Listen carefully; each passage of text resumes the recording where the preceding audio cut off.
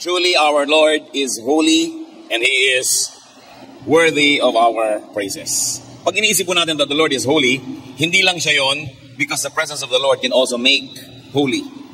Ang kanyang kapaligiran ay nalilinis, ang dapuan ng kanyang pagmamahal at pagtingin ay nagiging banal din. Kailangan ng tao yung holiness ng Panginoon dahil ang buhay po natin kumisan maraming unholy parts. Sometimes there's a lot of garbage in people's lives. Sa buhay lang po natin na napakaraming basura, ano bang ginagawa dyan? Of course, creative people teach and practice recycling. Kaya sabi nila, may pera sa basura. Yung mga nangongolekta ng mga basura, inaayos-ayos uli nila, nire-recycle. Nagiging iba uling produkto. I have seen handbags made of packing materials of drinks and juices na recycle. At yung mga natapunan ng lahar, may mga ginawa sila sa lahar, ginawa nila magagandang pieces of art. Mga kwadro, sculpture, pottery. Pati po yung mga inanod ng mga kahoy sa Infanta ng napakalaking baha, ngayon ay nagiging pieces of art, wood carving, furniture, etc. We can even make fertilizer from waste. So lots of garbage and lots of wreckage can be recycled. At lalong-lalo naman sa ating spiritual life. Ang ating pong pag-aaral ngayon, pagpapaganda sa pumangit, paggamit sa mga nasira, pagpapabanal sa mga dumumi, ang pamagat, recycle your life. Dear God, thank you that we can be recycled. Thank you, Lord, that you are the God who loves and that your holiness can also make others holy. Linisin niyo po kami, Panginoon. Gawin niyo po kami karapat-dapat na tumanggap na inyong pagpapala. Pawiin niyo mga alalahanin na aming puso. Palakasin niyo po ang aming katawan, patalasin ang aming isip, at buksan ang aming puso nang matanggap namin ang iyong mga pagtutuwid, mga pagpapalakas at pagtuturo. Hinihiling namin, Panginoon, na kayo po ang maging tagapangaral, kayo ang aming marinig, at gamitin niyo lang kasangkapan ng iyong anak. Nawa, Panginoon, ang puso namin ay inyong mapagpala, kapaglinaw niyo ang aming pananaw, at maitaas namin ang iyong pangalan. Protect us, Father, from lies, from falsehood. Protect us from works of evil men and evil spirits. Allow us to enjoy your company, your presence, to look at your face, to hold your hand, and to hear your words. Minister to us, O Father. We ask you, in the name of Jesus, our teacher, our Lord, and our Savior, recycle your life. Bakit po kailangan i-recycle ang buhay ng tao? Kasi ang tunay na buhay, hindi tulad ng shooting, hindi pwedeng mag-take two. Ang nangyari na, hindi na yun pwedeng tanggalin. Hindi pwedeng i-edit ang buhay.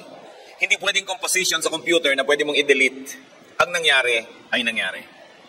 At dahil sa haba ng buhay, maraming nagiging pagkakamali. Dahil kuminsan sa kadiliman ng isip, sa kakulangan ng kalaman, maraming nagiging damage.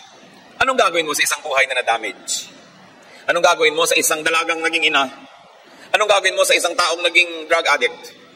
Anong gagawin mo sa isang taong nakapatay, nagkamali, nagkasala, nakadispalko? Mga taong nagkamali, napagkamalian, nasira, nakasira, alangan namang itapon mo na buong buo. Pwede sana kung maraming buhay, pero iisa ang buhay sa balat ng lupa. Kaya ang tanging nalalabing dapat gawin, ipasa Diyos ang lahat ng nakaraan at sa tulong niya, recycle life. Life can be full of garbage.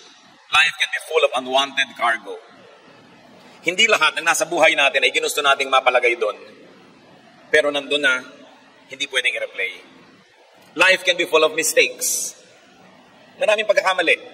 May pagkakamali kung sinong napakasalan mo. Pero hindi ka naman pwede magpalit ng asawa tulad ng pagpapalit ng damit. May pagkakamali ng kursong na pag-aralan, bagamat yun ay pwede ka naman mag-aral uli. Pero hindi mo na maibabalik ang panahon na wala. May mga desisyon na nagawa na mali. Job 19:4, if it is true that I have gone astray, my error remains my concern. Ang totoo niyan ay sinasabi ni Job, kung totoong nagkamali ako, problema ko na yon. Pero ang point pa rin, problema pa rin niya. At poproblemahin niya ang kanyang pagkakamali. Sino ang nabuhay ng mahigit 3 linggo na hindi nagkamali? Nagkakamali ang tao. Life can be full of misses. Hindi mga binibini, mga mintis ng buhay. Yung hit and miss, mostly miss ang buhay. Bihira naman yung nakaka-hit. Bihira yung nakaka-bullseye. Bihira yon. Kadalasan, daplis, mintis, hindi ka tumama. Ecclesiastes 5:6. Kumisan pati sa pangangako sa Diyos, kakamintis-mintis. Do not let your mouth lead you into sin, and do not protest to the temple messenger, my vow was a mistake. Why should God be angry at what you say and destroy the work of your hands?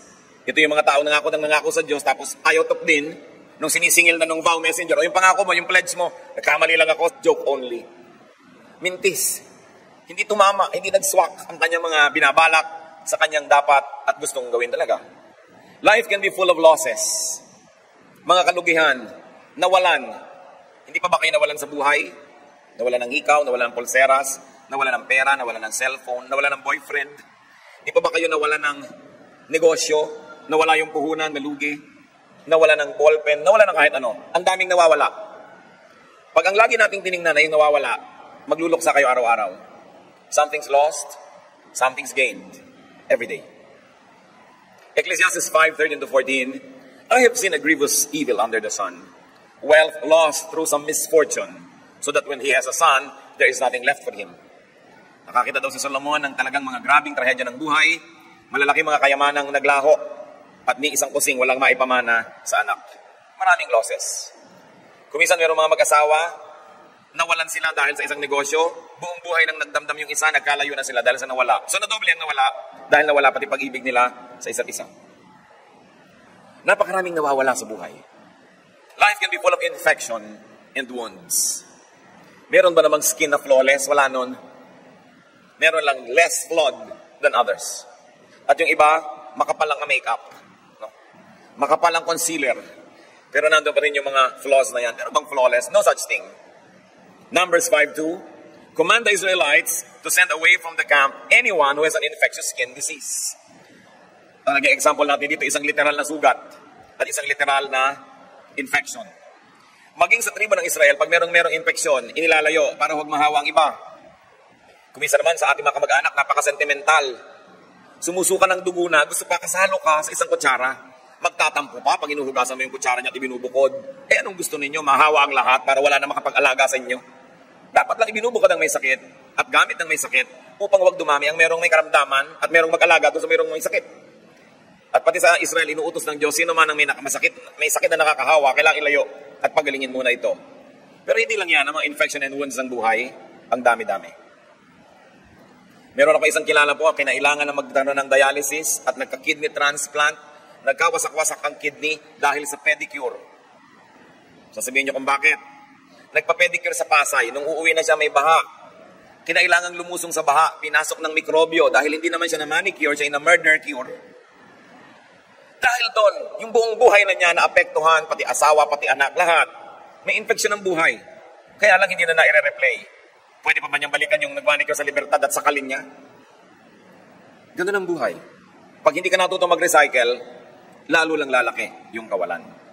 Life can be full of regrets. Psalm 13 verse 2, how long must I wrestle with my thoughts and every day have sorrow in my heart?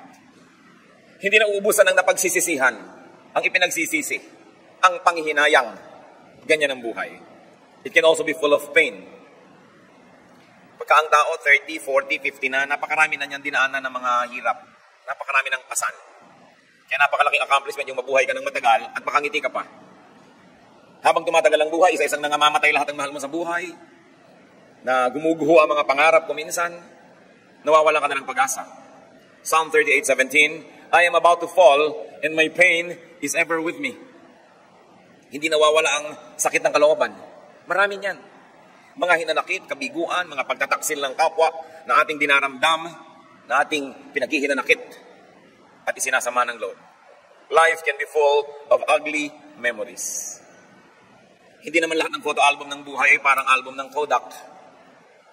Good morning yesterday na ang ganda-ganda ng memory, may mga ulap-ulap. Hindi lahat. Maraming masasaklap na alaala at ginugunita ang tao.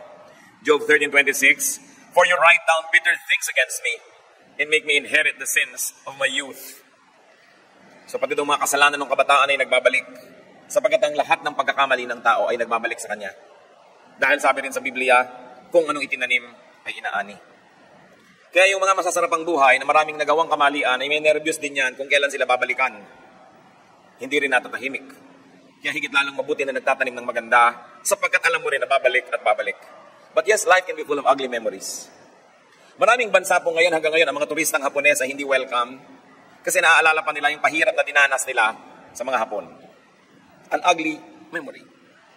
Maraming mga hindi umaattend ng family reunion kasi ang laman ng utak nila is an ugly memory of some cruel relative. Maraming ganun.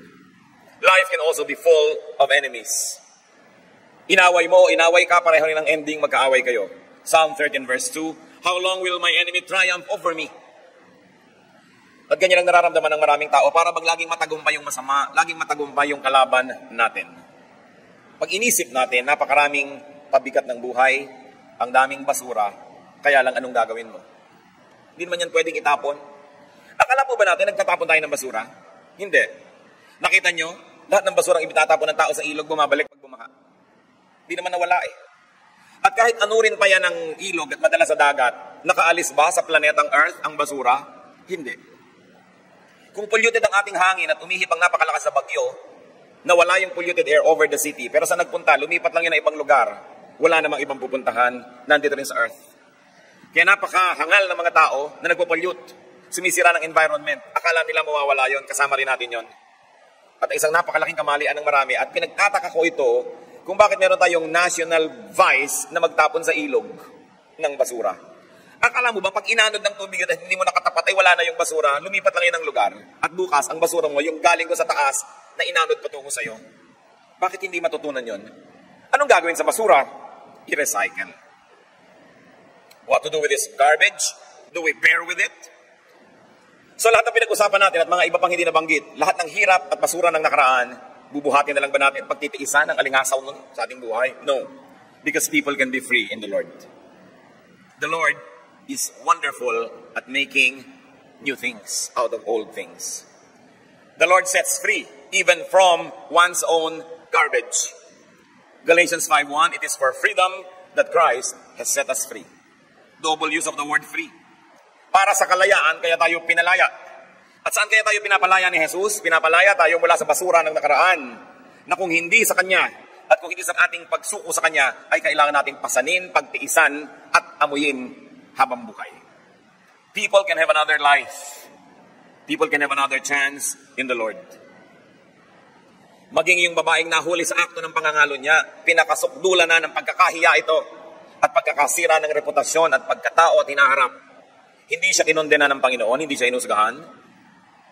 At yung mga taong gustong bumato sa Kanya, sabi ni Lord, yung walang kasalanan, mauna na, siyempre walang nangahas dahil lahat may kasalanan. At nung tumunghay muli ang Panginoon, ay sila na lang dalawa ng babaeng natira doon sa lansangan. Nag-uwi na yung iba't napahiya. At sabi niya sa John 8:11, did anybody condemn you? And the woman said, no one. Neither do I condemn you. Jesus declared, go now and live your life of sin. Recycling at its highest. Sabi, napahiya ka na sa buong village na ito. Anong araw naman kasi kung saan ka ipinanganak na baryo, doon ka na mamamatay. Hindi tulad ngayon. Kaya ang buntot mo, hila mo buong buhay. Tanda ng lahat ang ginawa mo kahit nung maliit ka pa hanggang paglaki mo, walang kakalimot. Pero ang sabi ng Panginoon, walang naglakas ng loob na mahumusga sa iyo, hindi rin kita husgahan at hindi kita i-condemn. Hindi kita hatulan. You know what Jesus just did? Jesus saved somebody from becoming a garbage. Because garbage is created by condemnation. Pag binaliwala mo na ang halaga ng isang bagay, doon pa lang siya nagiging basura. Pero habang iniingatan mo pa yung kahon ng sapatos na binili mo pa noong 1981, hindi pa siya basura. Pero sa tingin ng kapatid mo, nalinis ng linis, basura yun, gusto niyang itapon. Kasi winala niya ng halaga. Pero habang pinapahalagahan mo pa, hindi pa basura. At ganoon ang ginawa ng Panginoon sa babae nagkasala. Pinahalagahan. Kung ganon, hindi naging basura. Nagiging basura lang isang bagay o isang tao pag tinanggalan natin ng halaga. At salamat, hindi inaalis ang Panginoon ang halaga ng tao. Pinahahalagahan niya kahit sino, kahit pa nga yung nahuli sa akto ng pagkakasala. Life becomes a garbage when life is condemned. Kaya nakita niyo po yung mga tao na nagpapakamatay kasi they condemn their lives. They end it because they no longer find meaning in it. Ano mga buhay yung umaasenso, yung pinapahalagahan? Anong tao yung tumataas, yung nagbibigay ng dangal at ipahalaga sa kanyang sarili? Sapagkat habang pinapahalagahan mo, basura man sa tingin ng iba, yan ay kayamanan. Jesus did not condemn, but prescribed renewal. He prescribed restoration and reuse. In other words, Jesus prescribed recycling. Meron kayong mga kabasurahan sa buhay, meron tayong mga kasiraan, may mga pinroblema, kapintasan, recycle your life. That's what God wants to happen. Huwag niyong isumpa ang nakaraan niyo, kahit ano pa yun. Kasi hindi niyo pwedeng sumpain ang nakaraan, hindi niyo susumpain niyo yung sarili. Sapagkat kayo rin yun. Hindi niyo pwedeng baliwalain ang isang bahagi ng nakaraan o ng inyong buhay na hindi niyo babaliwalain ang isang bahagi ng inyong pagkatao. Salamat ang Diyos, God of recycling. John 3:3, Jesus declared, I tell you the truth, no one can see the kingdom of God unless he is born again. So to be born again is just another term, to be recycled. Kailangan ipanganak kang muli, magkaroon ka ng bagong halaga, magkaroon ka ng bagong pasimula, tulad ng babaeng nagkasala, talikuran mo ang iyong kasalanan at magbagong buhay ka. Kasi, pag hindi ka nagbagong buhay, ang gagawin mo lang, susumpain mo yung dati mong buhay. Pag sinabi nating eternal life, pag sinabi nating kingdom of God, it's not only eternal salvation in the next life, but very importantly, to have a brand new life and beginning on earth, this side of eternity, another chance. And God is God of second chances. Laging nagbibigay ang Diyos ng panibagong pagkakataon. Hindi tulad ng tao, pinagsasawaan tayo. Tama na yan, nadala na ako sa iyo, hindi na kita papatawarin, wala ka ng chance sa akin. Pero hindi ganoon ang Diyos. Sa katunayan, sabi sa kanya ni Peter, Lord, ilang beses ko man papatawarin ng kapwa? 7 beses po ba? Akala ni Peter, ang galing na ng kanyang panukala. Dahil sa kaugalian ng Israel, kailangan magpatawad ka at least 3 times. Pero ginawa niya 3 times 2, 6 plus 1, kaya 7. Pero sabi ni Lord, no, not 7, Peter. 70 times 7. Minultiply ko pa yun nung nabasa ko, hindi naman talaga pala 490 dapat. Symbolic yun. Ibig sabihin, huwag kang tumigil ng pagbibigay ng pagkakataon sa iyong kapwa. Iisa ang buhay ng anak nyo. Nung nagkamali, isinumpa nyo, pinalayas nyo, ba't di nyo papatayin? Kasi hindi nyo nabibigyan ng second chance eh. Ano pa yung buhay? Nagkamali ang inyong asawa, ayaw nyo na siyang pakinggan. Magpakamatay na kayo pareho. Kasi ayaw mo nang mabuhay. Liban na lang gusto mo mangalo niya at sumama sa iba, itulak mo siya mangalo niya sa iba. Wala kayong talagang ibang choice kundi magpatawaran to live life of sin and have a new life. Those people who find the beauty of recycling will be able to salvage whatever is left of life and will be able to beautify what has been uglified by the past. Pagka marunong tayong mag-recycle, pangit may napapaganda. Masakit man ay napapasarap. Madilim ay napapaliwanag.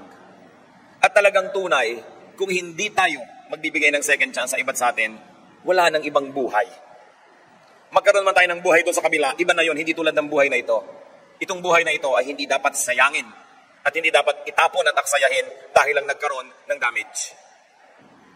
2 Corinthians 5:17, therefore, if anyone is in Christ, he is a new creation. The old is gone, the new has come. We give people second chances. Pagka ang tao ay sinabing, ako'y nasa Panginoon, nagbabasa ako ng Biblia, sumasamba ako, bigyan nyo ng second chance. Tulungan ninyo. Hindi sabihin, gano'n naman kaya makakatagal yan, babalik at babalik din yan sa dating ugali. Hindi siya nabibigyan ng positive boost. Discouragement ang tinatanggap, invest encouragement. Kailangan nating lahat yan. In John 14:6, Jesus says, I am the way and the truth and the life. No one comes to the Father except through me. Aside from eternal salvation, which is the original meaning that people read into this, you have to read also that Father is God and God is life. And when Jesus says, through me you can go to the Father, what He is saying is, you can have life again. Nabigyan ka na ng buhay ng isinilang ka, tapos winaldas mo ang buhay na yan. Sinira mo o kaya nasira ka ng iba, kasalanan mo at hindi, nagkagutay-gutay, nagkawindang-windang ka. Anong gagawin mo? Magpapamatay ka na? No! Sabi niya, through me, you can go to the Father. You can have life. You can have life again. Kaya napakaganda po ng turo ng Christianity. Bagay sa lahat ng tao, dahil kailangan ng lahat ng tao, ma-recycle sila. To be recycled, turn mistakes into knowledge and wisdom. Merong isang executive na nagkamali. Ang pagkalaki-laki ng bunga ng kanyang pagkakamali, napakalaking kalugihan sa kanyang kumpanya. Pero empleyado lang siya, although top executive. At dahil inisip niyang napakalaki ng damage sa kanyang maling desisyon, nagbigay siya agad ng letter of resignation sa may-ari ng kumpanya. At ipinatawag siya, o ba't ka nagre-resign? Sa laki po ng damage ng aking pagkakamali. At sabi ng may-ari, sa palagay mo kaya't natutunan mo ang pagkakamali ito, uulitin mo pa? Ay, hindi na nga po, napakahirap nga ng lesson na yan, kaya ako natutunan. Ba't ka magre-resign? Magbabayad ako ng isang magkakamali uli? Stay, because you already know what you should not do. You know, in life, it's important to know what to do, but equally important is to know what not to do And usually, that is only learned by committing a mistake. Kasi sinasabi nila, experience is the best teacher. Probably not really the best, but a very excellent one. Proverbs 24:32, I applied my heart to what I observed and learned a lesson from what I saw. So, nagkamali kayo, at least alam nyo na ngayon kung ano yung mali sa tama. You are wiser. You are better. You are not a worse person, but in fact, you are now a more seasoned person. You may not be the star for all the seasons, but at least you are a seasoned person. Because now you know what not to do. Now you know how not to do it. If your error was procedural. Kung nagkamali kayo sa pamamaraan, alam nyo na ang maling paraan. So, yung katulong nyo na nasunog ng plancha ang inyong satin evening dress, next time, alam na niya na hindi niya dapat gawin yon. Kung matututo siya. Kaya mahalaga na natututo. Yung asawang nagkamali, pagbalik nun, kung talagang na-realize ang pagkakamali, sweeter, nicer. Love is lovelier the second time around. Kasi alam na niya ngayon na hindi niya dapat paggagawain sa buhay. So the person becomes better. But you have a choice. You can be bitter. But why be bitter when you can be better? Bakit mo gagawing mapait ang lahat kung pwede namang maging matamis? Depende sa iyong pananaw. Proverbs 4:11, I guide you in the way of wisdom and lead you along straight paths. Tinuturuan tayo ng Panginoon. Alam niyo po ba kung bakit ang mga pastol ay mayroong stick na liko ang dulo? Para pagka ang mga tupay lumiliko sa maling landas, kinakawit yung leeg, ibinabalik. At kakakawit sa'yo, nasaktan ka na ng nasaktan, alam mo na hindi ka na dapat magliliko ng mali. May ganda rin ang pagkakamali kung tayo'y natututo. To be recycled, turn your losses into gain. Hindi naman naiiwasang nawawalan eh. Pero kung bawat pagkakawala, you became wiser and you consider it that it was good to lose it, then you gain.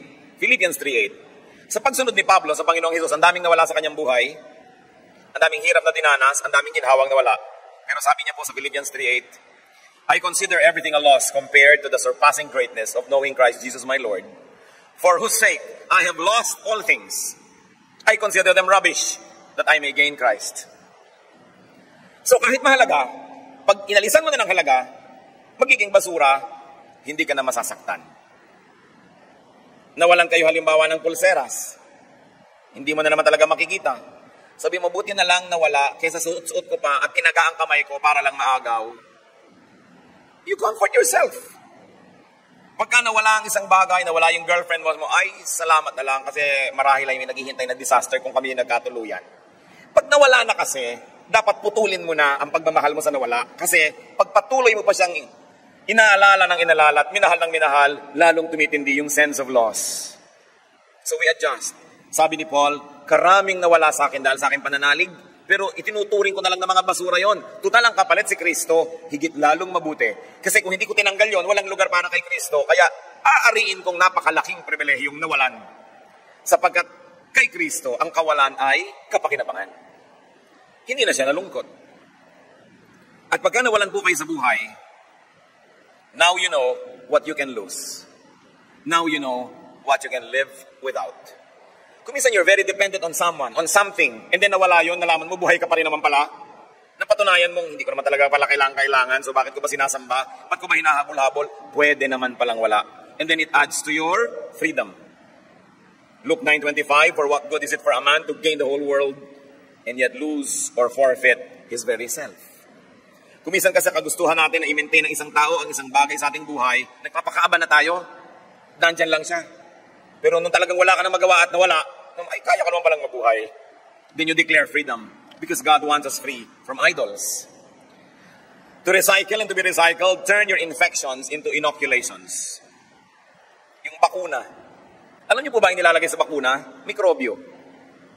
Kung gusto mo magpaturok ng gamot para hindi ka tabla ng kamandag ng ahas, ang itinuturok sa iyo, kamandag ng ahas.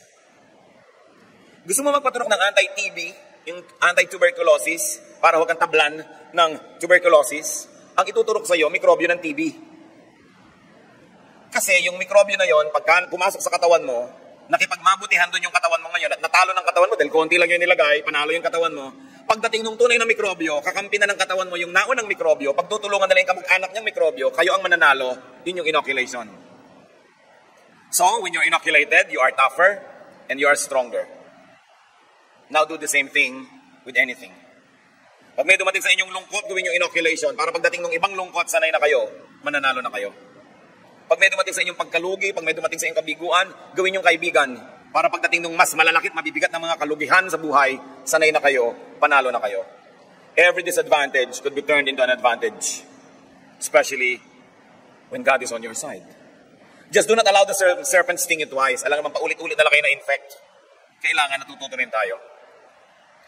Hindi lahat ng bagay na pumapasok sa ating buhay na hindi natin gusto ay dapat tanggalin. Si Paul, isang hiwaga at hindi sinabi sa Biblia kung ano yung tinatawag na thorn in his flesh. Sabi niya, alam niyo meron akong tinik na nakabaon dito sa aking laman. Mahirap yun ha, yung may tinik kayo sa inyong laman. Ilang ulit ko nang hiningi sa Diyos na tanggalin. Sabi niya, hindi ko tatanggalin, mabuting meron kang ganyan. Siguro yung mga tao, pag nakikita nila si Paul, perfect na sana si Paul kung wala lang siyang tinik. Pero, anong magagawa mo nandun? Hindi po sinabi ko ano yon. Yung ba isang uri ng sakit? Yung ba isang uri ng physical deformity? Yung ba isang uri ng psychological situation or problem? Hindi sinabi ko ano yung thorn in his flesh. Pero nagpapahirap sa kanya yon. Ang galing-galing na sana niya. 2 Corinthians 12, 7-9. To keep me from becoming conceited because of the surpassingly great revelations, there was given me a thorn in my flesh, a messenger of Satan to torment me. 3 times I pleaded with the Lord to take it away from me, but he said to me, my grace is sufficient for you, for my power is made perfect in weakness. Therefore I will boast all the more gladly about my weaknesses, so that Christ's power may rest on me. Yun ang paliwanag ni Paul doon sa thorn in the flesh. Sabi niya, para hindi ako lubos na maging palalo, dahil pwede na ako maging palalo sa bigat, tindi at ganda ng mga ipinapakita sa akin ng Diyos. Sa kanya mga ipinapahiwatig at ipinapaliwanag na naituturo ko sa mga tao, pwede na talaga ako magyabang, sabi niya. But to keep me from becoming conceited because of these surpassingly great revelations, binigyan ako ng Diyos ng thorn in the flesh. Isang matatawag na kapintasan. Isang matatawag na kahinaan. Sabi niya, 3 beses akong nanikluhod sa Panginoon, takiusap na alisin ito. Subalit sabi niya, hindi. Mananatili ang kapintasan na yan, mananatili ang kahinaan na yan sa'yo, at pupunan ko na lang ng aking grasya para hindi yan ang makapanaig. Sabi ni Pablo, it's hard to be humble when you're great like me. So the Lord limited the greatness and gave me my thorn in my flesh, so that I will be automatically weakened in some parts of my life, and therefore I will always need God and not be independent from God. Ano kaya yung weakness na yun? Marami nagtatanong lagi, hindi natin alam. So people allowed Paul, a great leader, to have a weakness, to have a thorn in his flesh, because it was the will of God that he would not be perfect. Sabi niya, sa dami at sa tindi ng mga revelation ng Diyos sa akin, sinamahan niya ng weakness para manatili akong grounded at patuloy na umaasa sa kanyang grasya. At kung yun ay niloob ng Panginoon na nandun, sino naman tayo para pilitin ng Diyos na alisin yun? Even the thorn in the flesh can be recycled. Because every weakness that is surrendered to God can be a channel for God to strengthen you. Ang lahat ng walang lamang sisidlan ng ating buhay ay nagiging pagpapala sapagkat pinupuno ng Diyos. Kung wala ka nang natira na walang laman, ano pa ang pupunuin ng Diyos? Kaya sabi niya, kahit yung mga walang laman, kahit mga kahinaan, ariin ninyong pagpapala basta isinusuko nyo sa Diyos. Meron akong isang kilalang napaka-sexing babae. Talagang napaka-sexy. Pero dapat sa dilim mo lang makita dahil santambak ang peklat. Sabi niya, alam mo, pang night swimming lang talaga ako. At kailangan walang tubig sa ilalim ng pool para ako maligo. Yung silhouette niya napakaganda, ideal. Pero pag niliwanagan mo, nakakabit na yata sa balat niya ang lahat ng peklat sa mundo. Sabi niya, salamat na rin, nagkagani-ganito ako. Kasi kung hindi siguro, kung saan-saan lupalo ko paghahampasan ang katawan ko sa ganda. No? So, naobliga siyang magtago-tago ng konti. Sabi niya, nakatulong yan para rin ako maging modest. So, kung meron po kayong matatawag na kapintasan, siguro kung wala yan, ang yabang nyo na. No? Kahit sa ating mga leaders, huwag nyo hanapan ng perfection. Tulad ni Paul, may thorn in the flesh. Take the thorns as well as the roses. It's part of the same plant. Hindi pwedeng bulaklak lang. Ang bawat rosas ay may kasamang tinik. Ganun talaga ang buhay. To recycle, turn your regrets into resolutions. Huwag kayong lagi magsisi. Huwag kayong laging sayang. Turn your regrets into firm resolve to do better, to be better. Sabi sa Philippians 3:13, ano daw ang dapat gawin sa tapos na? Forgetting what is behind and straining toward what is ahead. Wala nang magagawa sa natapos. Huwag nang idamay ang ngayon at bukas dahil sa pagmumukmuk nyo, dahil sa nakaraan. Tapos na yon. To be recycled, stop saying, if only. And start saying, next time. Yung mga naglalaging if only, malungkot yan eh. Kung ito lang yung ginawa ko, kung doon ako nagpunta, kung sana itong ginawa ko, tapos na. Stop saying if only. Then say, next time. Pag yung asawa nyo, nagger, nagdadrive kayo, meron kayong maling liko. Ayan, sabi ko sa iyo, doon ka lang liko. Sabi nyo, next time. Tapos ang kwento. Kasi sasabihin siya, if only. Oh, next time. May next time pa. Buhay pa tayo. And tell yourself that, next time. No? Pag lagi ka nalang nadidenggoy ng boyfriend mo, manalaming kasi mo, next time. Huwag naman papadenggoy ako ulit. No? Tama na yung 10 kalbaryo sa buhay. Huwag mo nang gawing 11. Kailangan matuto rin ng tao. But you know, God always gives the next time. God is wonderful. God is so lovable. Hindi ka niya binibigyan ng kota, hanggang dyan ka na lang. Habang nandyan ka, habang may buhay, may pag-asa. Pwedeng baguhin ang kalagayan ng tao. To recycle, turn your pain into numbness. Bakit may kalyo ang paa? Kasi laging nababangga ng sapatos, o ng strap, o ng buckle ng sandals, nasasaktan ang paa, nagde-develop ng kalyo, para huwag nang masaktan muli. Tinatanggal naman sa foot spa. Masasaktan uli ang paa mo. Gagawa uli siya ng kalyo, at dahil sa mga kalyo, nagkaroon ng industriya ang foot spa. Ang totoo, maganda ang paang maraming kalyo, kasi hindi na makakaramdam pa. Nakatapa ka ng Tamtax, hindi mo naramdaman, di ba, pagpapala? Bakit sobrang pinaninipis? At kung hindi likas na mapula, lalagyan pa ng mercurochrome, para kunwari ay pula at kay nipis-nipis. Samantalang ang paa, dapat talagang makapal. Yung mga paang mga parang luya, mga daliri, pag umakyat kayo ng bundok, di kayo madudulas. Pag umakyat kayo ng puno, nakakapit yan sa mga sanga. Napakagandang paa. Pero anong tingin natin? Pangit, napapangitan tayo. Marami pong maganda sa buhay, napapangitan tayo. No? Kaya yung mga karanasan natin, minsan magandang maging manhid. Kung sobra kayong sensitive, lagi kayong nagdaramdam. No? So huwag kang maging manhid sa mga tamang dapat maramdaman, pero maraming bagay pinapalampas na lang. You know, lahat ng comment ng tao, papakinggan nyo, lulungkot lang kayo. Dapat may pinapalampas ka. Not everybody will like you, tanggapin mo na yun. Only few will love you. Ilagay mo yun sa statistics para hindi ka laging malungkot. Turn your pain into new sensitivity. Psalm 30 verse 11, you turn my wailing into dancing. You remove my sackcloth and clothe me with joy. Sabi, O Diyos, salamat na lang. Ang pananangis ko ay pinalitan mo ng pagsasayaw at pagsasaya.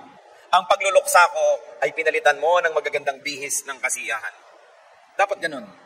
Lagi na lang ba kayong nakasaklot at nakaluksa? Palitan nyo yan. Lagi na lang ba kayong iiyak-iyak na nanangis, nagdaramdam? Palitan nyo yan. Sapagkat bihirang nagdaramdam ang pinapansin ng mga tao. Kaya yung mga nagdadamdam, nagtatampo. Lagi na lang nagtatampo uli. Dahil nagtatampo na ako, hindi mo ako pinansin, so magtatampo pa ako uli. Puro lungkot ang gagawin nyo sa buhay nyo. Ang maraming lungkot ang tao, iniimbento lang. At ang maganda po, mga kapatid, kung tayo talagang nasaktan, how can it be recycled? Turn it into new sensitivity. Now you can be kinder to those who are in pain. Pag nakaranas ang tao ng lahat ng kapaitan ng buhay, dapat nagiging mas mabait siya. Mas nauunawa niya at natutulungan yung mga dumaranas ng mga kapaitan to be sensitive and helpful to those who are in pain. In that case, your pain becomes your qualification to minister. Kaya kahit ang mga artista, hindi nakakaarte ng ganap yung mga sobrang bata pa, wala pang napagraramdaman ng mga pain, sorrow, trouble. Pero pag seasoned na sila, ibig sabihin marami nang naranasan, nabibigyan buhay nila yung mga papel na kanilang ginagampanan. And what is so important is, though you are in pain, our God comforts us. 2 Corinthians 1, 3-4, God is God of all comfort, who comforts us in all our troubles, so that we can comfort those in any trouble with the comfort we ourselves have received from God. Sabi tayo, ipinagiginhawa ng Panginoon, una, upang tayo guminhawa, at pangalawa, para matutunan natin kung paano magpaginhawa ng kapwa-tao. Na kung ano ang ginhawa at pagmamahal na tinanggap natin sa Diyos, ay yun din ang ating ipaabot sa ating kapwa. So kung napakarami nyo nang naranasan na kapaitan at kalungkutan, you are very qualified to minister to others. You can be workers and servants of the Lord. So huwag niyong masamain yun. mas mauunawa nyo yun. Tulad ng, kung meron tayong mga kamag-anak na nagdusa sa cancer, ngayon, mas makakatulong tayo at makakapagbigay ginhawa doon sa mga nagdurusa pa lang. Yung mga ina ng mga nabilanggo, mas nakakapag-minister sila ngayon sa mga ina ng mga bago pa lang at nabibilanggo pa lang ng mga anak. Ang lahat ng tao po may pagkakalagyan. Lagi tayong may ministry. Turn your pain into your badge so that you can serve. Kung ganon, hindi na sayang.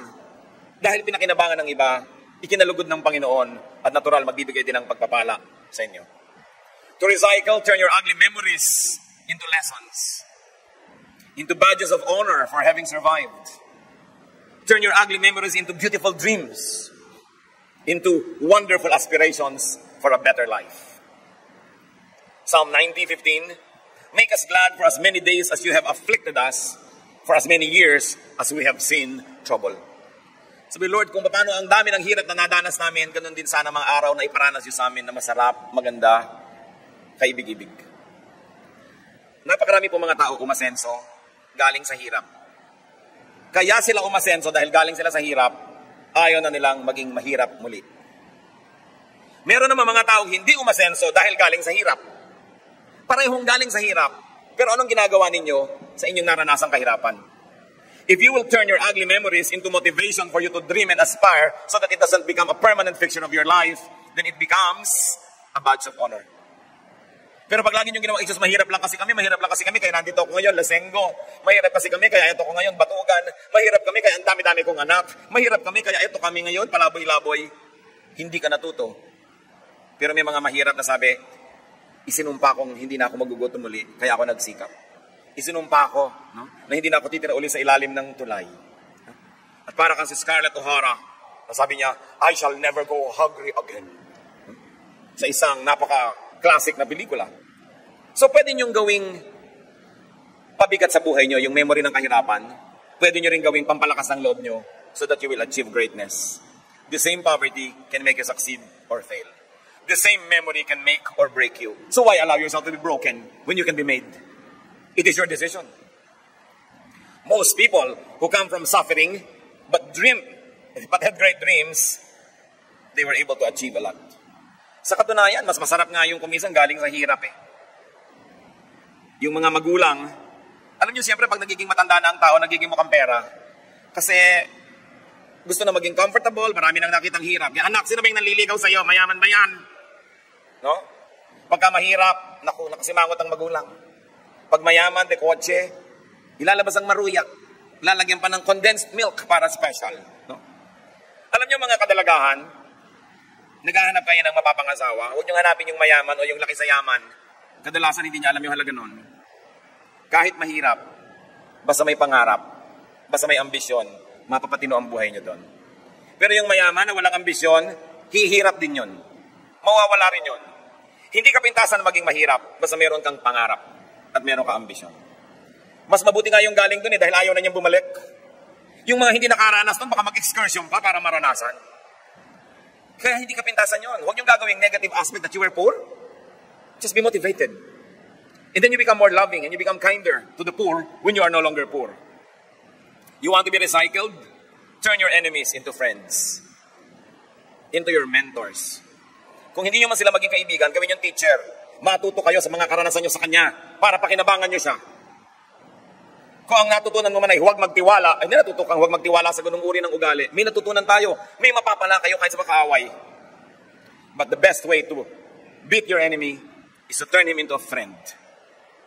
If your enemy is hungry, give him food to eat. If he is thirsty, give him water to drink. In doing this, you will heap burning coals on his head, and the Lord will reward you. Nakikipag-away kayo, may galit sa inyo, ginawa nyo ng masama, lalong nagalit. Sa palagay nyo, mas panatag o mas panganib kayo. Pag may ginawa ka masama sa tao, ginalit mo siya, baka gumanti pa. Gusto mong tahimik ang buhay mo? Una, huwag mong gawan ng masama para hindi na gumanti. Pangalawa, gawan mo pa ng mabuti. Kung gumanti man siya, buti nang igaganti sa'yo. Marami po mga tao hindi natututo sa buhay. Walang ginawa kundi magalit. Papagalitan mo yung mga tao, pagtalikod mo, sinaksak ka. I was talking to one contractor. Pinag-uusapan namin yung masasamang ugali ng mga manggagawa. Minsan daw, bubuksan niya yung malaking cabinet doon sa isang construction firm, punong-puno ng mga trabahador, tulog. So, anong ginagawa mo? Pinapagalitan mo? Hindi. Papagalitan mo yan eh. Mag-yes sir. Tapos mamaya, babatuhin niya ako ng hollow blocks mula sa 3rd floor.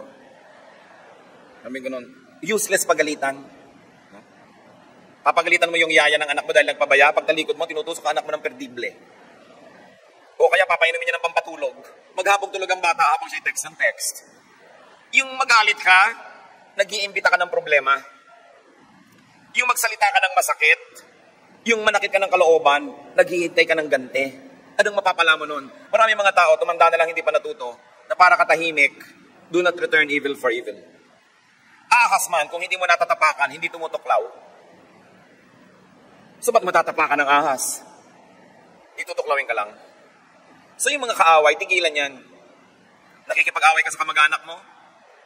Nakikipag-away ka sa kasambahay, di imbes na masaya, malungkot. Imbes tulungan ka niya, sisirain ka niya, huwag kayong mga away, kahit hindi kayo banal. Maging matalino na lang kayo, hindi kayo mga away. Because you invite negative energy when you make enemies. So, may kaaway ka, gawan mo ng mabuti. Parang mga kamandag na tinatanggal sa kobra. Kasi ang paggawa ng mabuti, nakakapagpahupa ng loob. Akala nyo ba ipinapatalo tayo ng Diyos? Pag sinasabing, turn the other cheek. No? Kasi pag kami sumampal sa'yo, sinampal mo rin, sasampal uli yan eh. E pag inalok mo na yung pangalawa, o gusto mo pa? Sampalin ka man yan uli, mapapagod din yan, titigil na. Pero yung sinampal mo rin siya, gagantihan.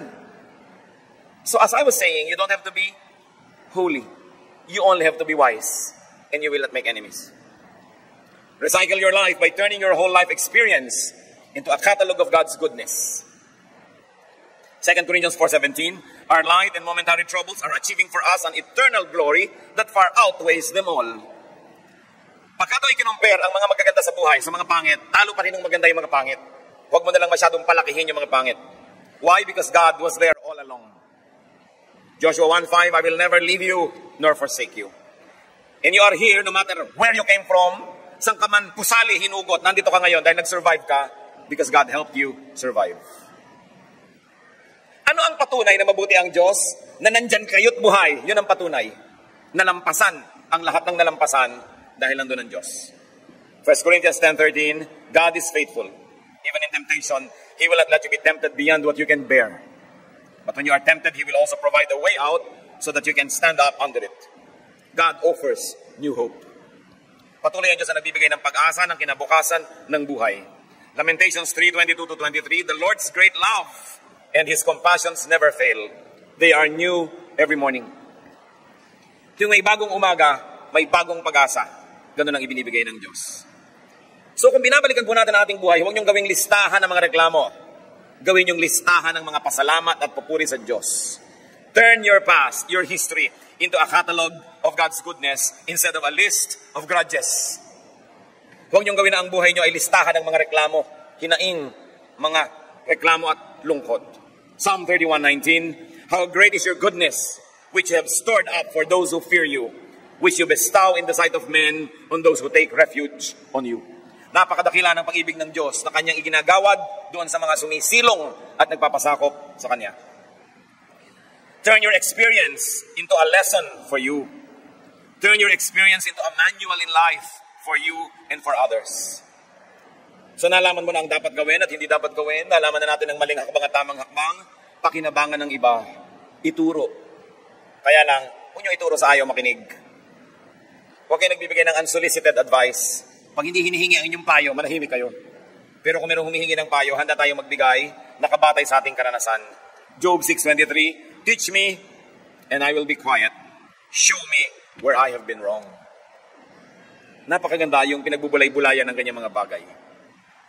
You cannot change your past, but you can change your attitude about it.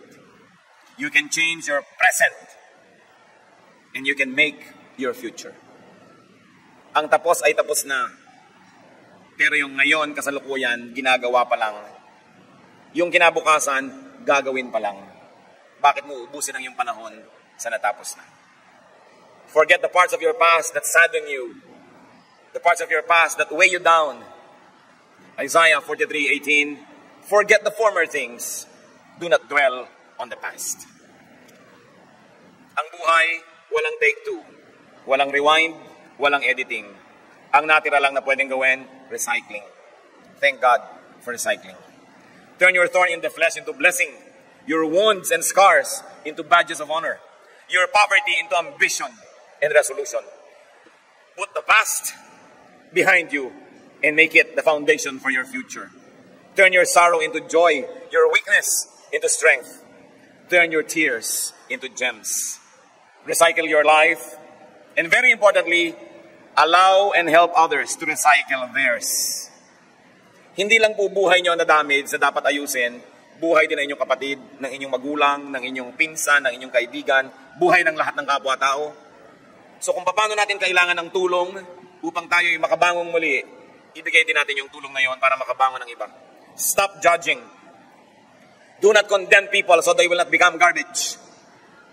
Do not condemn any part of your past so that it will not be useless garbage. At kung may mga mahal tayo sa buhay na nagkamali, tigilan ng pag-ungkat, tigilan ng paghukay sa mga naagnas ng bangkay na matagal nang inilibing sa nakaraan. Give people a break. Give them a chance. Give yourself and others a go for a brand new life. This is what Jesus is all about. Sabi niya, I came that you might have life and have it to the full. But it also means turning a new page, looking forward instead of backward. And even if you have to look forward, is only to look for lessons so that you may be well and better guided into the future. Aming Diyos, tingnan niyo po ang mga nakaraan naming lahat. Turuan niyo po kami makinabang maging sa mga kamalian. At turuan niyo po kami, Panginoon, na maging matulungin sa aming kapwa, na magkaroon din sila ng mga bagong pasimula. Tigilan namin na ang mga panunumbat, ang pag-ungkat ng mga nakaraan, ang paghukay sa mga luma at mga tagal ng mga multong idilibing. Teach us, Lord, to look forward, not backward. Teach us to recycle our lives. Magbulay-bulay tayo mga kapatid sa ilang saglit. Hingan natin ang Espiritu ng Diyos ng mga personal na paalala sa atin patay sa ating mga napagulay-bulayan.